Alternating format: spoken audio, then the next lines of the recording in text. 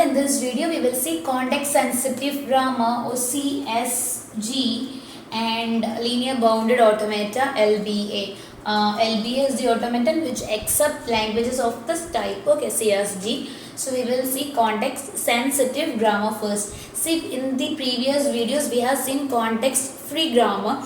Those grammars were free of some particular context. But here in CSG the grammar has some context. For example, the predictions will be of the format some alpha A beta gives some alpha x beta. That is if and only if the variable A is here alpha and beta is actually actually made up of terminals and non-terminals. That is n non-terminals union non-terminals the whole star. They are made up of terminals and non-terminals. Here this alpha, this x, this beta, everything is made up of terminals and non-terminals. Okay, this A is actually a non-terminal. That means this non-terminal can be replaced like this if and only if the non-terminal is lying in between alpha and beta. See, this is non-terminal union terminal the whole star. This can even be absent, that doesn't matter. But the replacement of A by X depends on the context as well. Here this alpha need not be same as this alpha, this beta need not be same as this beta.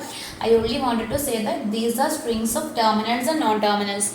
That is A is replaced by X depending on the context of A. Or for example, if A is lying right to the small a, it will be having one derivation. If A has another terminal B right to it, the same A will be having another derivation. Okay, that is for example AA will be derived by small a and AB will be derived by some AA. I mean this is the difference. That is A can derive small a or AA. That depends on the context. If a small a is to the left of A, it may be deriving A and like AA, some AA, because there is a condition that the right side will be at least equal to the left side in length. That is why. So if A is having the small a to the left of it, it may derive as AA. And if this A is having a small b to the right of it, it may derive AAA. So that means the derivation of A, the non-terminal, is not independent of anything else.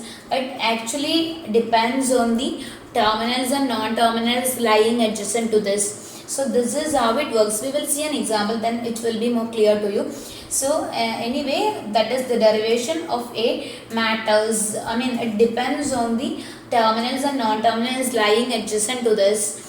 That is AA derives something and AB is deriving something totally different, even though A is the non-terminal here which is deriving all these. Its context matters. In context free grammar, always the predictions are of the form some non-terminal is giving non-terminal union terminal the whole star. That is all the derivations simply dependent upon the were depending just the non-terminal. Here it is not depending on the non-terminal alone, it is depending on the context as well. That is why it is named as context sensitive grammar, whereas the previous grammar that we have learned is known as context free grammar, because the non-terminals were deriving something independent of the context. So that was context free and this is context sensitive, and this is also known as type 1 grammar, and this is also known as type 1 automaton.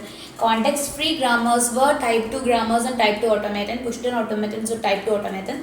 Here CSG is type 1 grammar and LBA is type 1 automaton. Okay, and again if you are talking on a very precise notation, these are of the form alpha gives beta, or alpha is string of terminals and non-terminals, beta is also string of terminals and non-terminals, and always the length of alpha is less than or equal to the length of beta. That means the sentential form or the right hand side of the derivation is always it doesn't shrinks, it actually grows bigger in size or remains in the same size as that of the left hand side. Okay, so it is because of this property it is also known as non-contracting grammar, because the right side never become less than the left side in size, less than that of the left side in size. That's it. So that is CSG. we will see an example. So in the last video we have proved that a raised to n, b raised to n, c raised to n is not a context free language using pumping lemma. That is, we have proved that a raised to n, b raised to n, c raised to n is not a context free language, and we have proved that using pumping lemma. And we have already concluded that we can't design PDF for this. But this is actually context sensitive grammar. We can write context sensitive grammar to derive strings of this particular format. So I'll give you the grammar for this. So this is the grammar which can derive strings of the form a raised to n, b raised to n, c raised to n. Let's see how we can derive a square, b square, c square with the help of this particular grammar. Okay. So we are starting with S gives A, B, C. Okay. So we are starting with S gives A, B, C. Now we know that A, B. When B is there to the right of A has the derivation BA. So let's use it. So AB can be replaced by AB can be replaced by BA. Okay. AB can be together replaced by BA, because when A and B are at A has B to the right of it, it has the derivation BA. So this can be replaced by BA. This together, A and B together is replaced by BA. Okay. Now, over writing in derivation wise, A, B, C. Now, this A, B. This AB can be replaced by BA. Okay. Now this AC can be replaced by BBCC. So AC, this A and the C together can be replaced by BBCC. B, B, C, C. These two things together. So that is A, B. Now AC is replaced by B, B, C, C. Okay. Now, so this is what we are ending with A, B, B, B, C, C's. Now you got two C's, one A and 3 B's. Now let's take whether we have any derivation for BB. So this BB can be replaced by capital B, small b. So this BB can be replaced by capital B, small b. Okay, these two can be replaced by capital B, small b. So this BB can be replaced by A, B, B, B, C, C. Now this small small a capital B can be replaced by AA. So this can be replaced by AA. Now AB, AA, BB, CC. That is, this capital A, small b can be replaced by AA. Now you will get AA, B, B, C, C. AA, B, B, C, C. Now you got A square, B square, C square. So this is how we derive this. Now you could understand that in throughout the derivations we were not just looking at the non-terminal that you want to replace. We were looking at which terminal or non-terminal is lying next to it, isn't it? Then that is how we made the decisions. That is why it is said to be the context sensitive grammar. That is, at each and every step in derivation we have to check for the context of the non-terminal.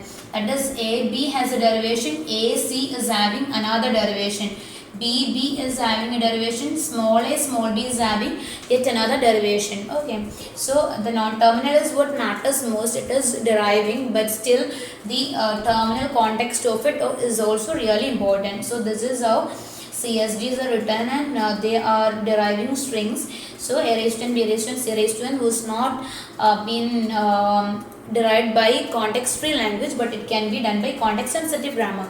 That definitely means that context sensitive grammars are much powerful than context free grammars. Now we will see an example for, we will see the linear bounded automata. That is the data structure which accept context sensitive grammar. The automata which accept context sensitive grammar. We will see an example. We will see linear bounded automata, LBA.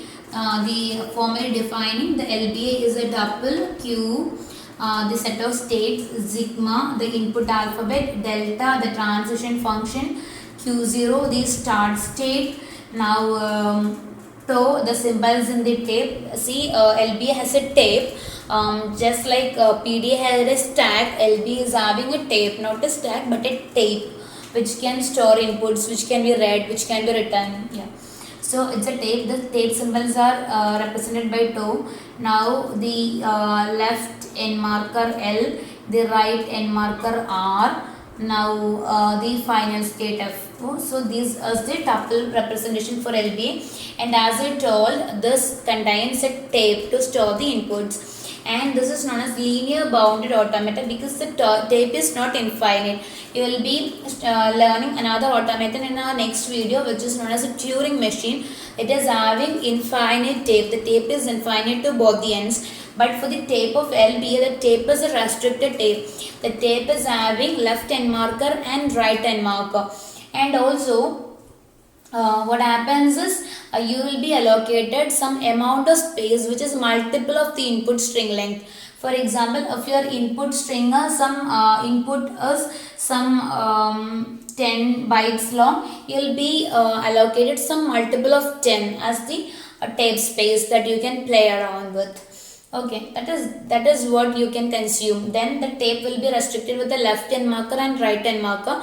You can't go beyond that. Okay, so I'll show you an example. We will design an LBA that accept the strings a raised to n, b raised to n. Okay, so I'm taking a raised to 2, b raised to 2 to make the example simpler. So we have a tape which is storing this input a square, b square. So we have a, B and B. So we will be having some space in the tape, which here the input length is 4, right? 4 bits of data are required. That is 4 tape cells are required to store the input. So you will be getting space in the multiple of 4. So assume that we are having just one multiple of 4. That is, we are getting some 4 cells to do this. Okay, so we will be having the left end marker L here, and we will be having the right end marker R here. So this is left end marker and this is right hand marker. Okay, or even you can represent it like this symbol and this symbol, just like we had used for 2DFA. So this one and this one. For left and right hand markers, you can't go beyond these end markers. So this is the amount of tape that you have with you. So let's check how the LBA works. So initially we are at state Q0. Now when you see some A, what you can do is you can convert that A into some X. Okay. So if you are seeing an A, you are converting that A to X and you can go to the right side. Now what you are doing is you are checking for a B for matching with this A. Okay, so once you see an A, you are going right to check for a B. So you are going to the next state, and on the on your journey to the right in search of B's, if you are seeing A's, you can leave the A as it is and skip it. You can keep on moving to right. Okay, because what we are interested is in a B, not in an A. So if you are seeing A's, just skip it. Now if you are seeing a B, what happens is you convert that B into a Y and come to left, because we have to check for the next A then. Okay. Now on your travel back to the back to the beginning in search of the next A, if you are seeing